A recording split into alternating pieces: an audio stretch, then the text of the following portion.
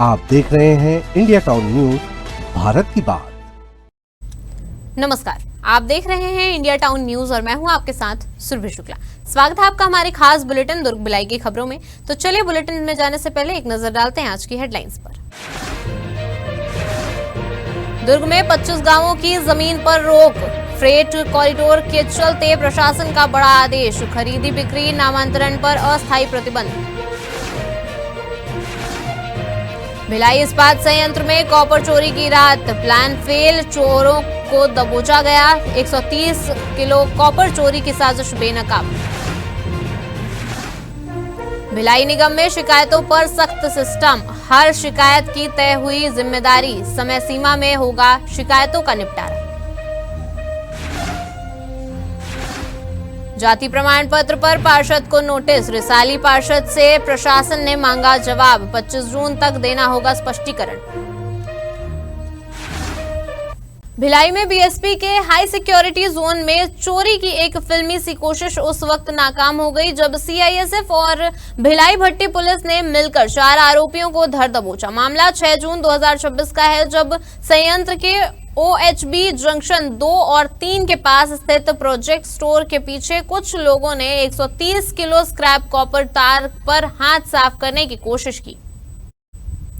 यह पूरा माल 2 बंडलों में रखा था, जिनकी कुल कीमत करीब 97,500 रुपए बताई जा रही है, लेकिन उनकी प्लानिंग ज्यादा देर टिक नहीं पाई। मौके पर मौजूद सीआईएसएफ जवानों की सतर्कता ने खेल बिगाड़ दिया और कुछ आरोपी वहीं पकड़ लिए गए। इसके बाद भिलाई भट्टी थाने में केस दर्ज हुआ और जांच शुरू कर दी गई।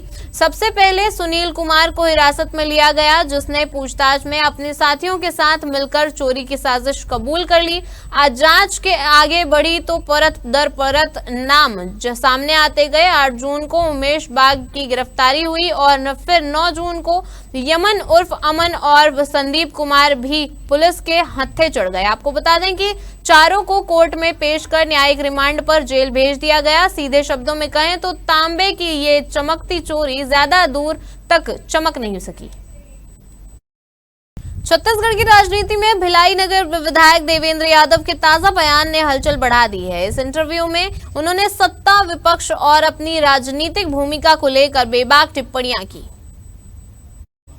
यादव ने कहा कि सत्ता मदमस्त हाथी की तरह होती है, जिसे जनता की आवाज सुनाने के लिए आंदोलन जरूरी है। उन्होंने यह भी आरोप लगाया कि भाजपा जोड़-तोड़ की राजनीति करती है और उनके अनुसार पार्टी अंदर से कमजोर और गुटों में बटी हुई है। सीएम बनने की चर्चाओं पर उन्होंने साफ कहा कि इस उम्र में ऐसी बात करना अपरिपक्वता होगी और वे खुद को एक कार्यकर्ता के रूप में ही देखना पसंद करते हैं। इसके अलावा कांग्रेस की हार पर उन्होंने स्वीकार किया कि कुछ रणनीतिक और संगठनात्मक कमियां रही हैं, जबकि सत्ता पक्ष की मशीनरी के दुरुपयोग का भी असर पड़ा है। साथ ही उन्होंने भरोसा जताया कि जितना में असंतोष है और कांग्रेस वापसी पर सख्ती है। जेल अनुभव का जिक्र करते हुए उन्होंने कहा कि उस दौर ने उन्हें चीजों से दूरी बनाना और जीवन को सरल तरीके से देखना सिखाया है।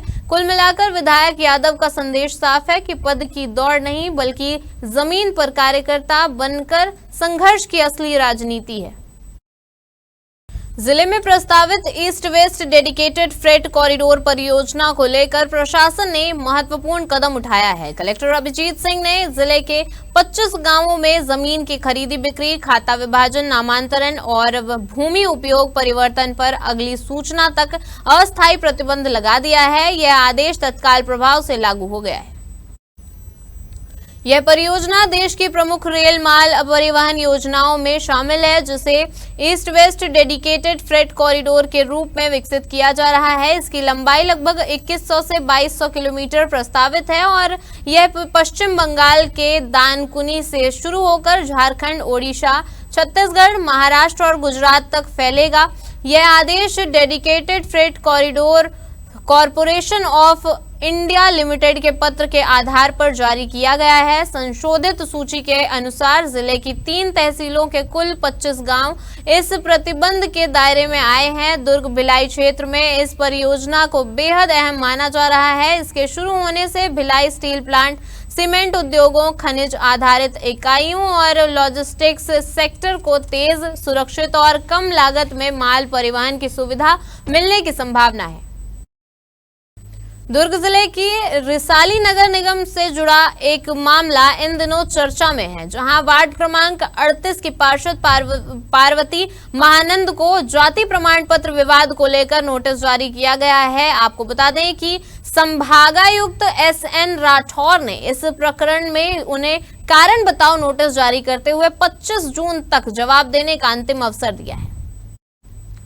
दरअसल यह पूरा मामला वर्ष 2021 के नगरीय निकाय चुनाव से जुड़ा बताया जा रहा है। जानकारी के अनुसार पार्वती महानंद ने अनुसूचित जाति के लिए आरक्षित इस वार्ड से चुनाव लड़ते समय स्वयं को गाड़ा जाति का बताते हुए नामांकन दाखिल किया था और वे चुनाव जीतकर पार्षद बनी थी। बाद में उनके जाति प्रमाण पत्र की वैधता को लेकर शिकायत सामने आई, जिसके बाद जांच प्रक्रिया शुरू की गई।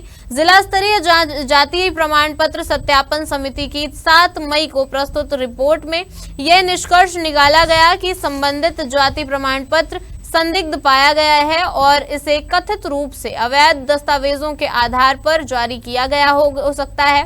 इसके अलावा 19 मई को जिला महासमुंद के अपर कलेक्टर द्वारा जारी पत्र में भी तहसीलदार कोमा खान की जांच रिपोर्ट का हवाला देते हुए इसी दिशा में संकेत दिए गए। अब इस पूरे मामले में अंतिम निर्णय पार्षद के जवाब और आगे की प्रशासनिक कार्रवाई पर निर्भर करेगा।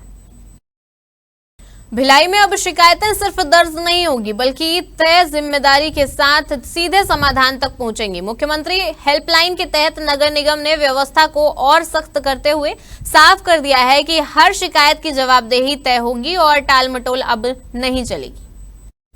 निगम आयुक्त ने आदेश जारी कर सभी जोन आयुक्त को L1 स्तर का अधिकारी नियुक्त किया है, यानी अब हेल्पलाइन पर आने वाली हर शिकायत की शुरुआती निगरानी और समाधान की जिम्मेदारी सीधे जोन स्तर पर होगी।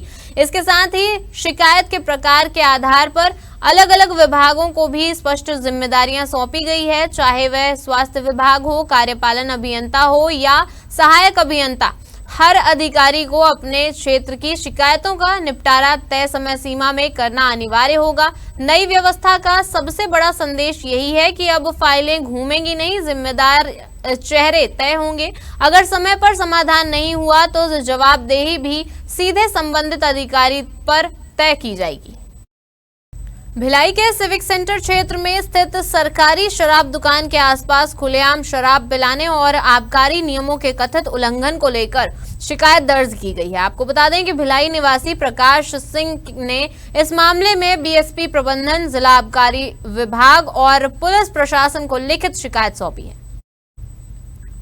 शिकायत में आरोप लगाया गया है कि चित्रा मंदिर गेट के पास एक महिला के नाम पर पान व्यवसाय के लिए जो लाइसेंस जारी किया गया था उसका दुरुपयोग किया जा रहा है। नियमों के अनुसार यह दुकान सरकारी शराब दुकान के अहाते से निर्धारित दूरी पर होनी चाहिए, लेकिन शिकायतकर्ता का कहना है कि यह प्रतिष्ठान छत्तीसगढ़ आबकारी नियमावली के तहत तय 200 मीटर के दायरे में का उल्लंघन करते हुए संचालित हो रहा है।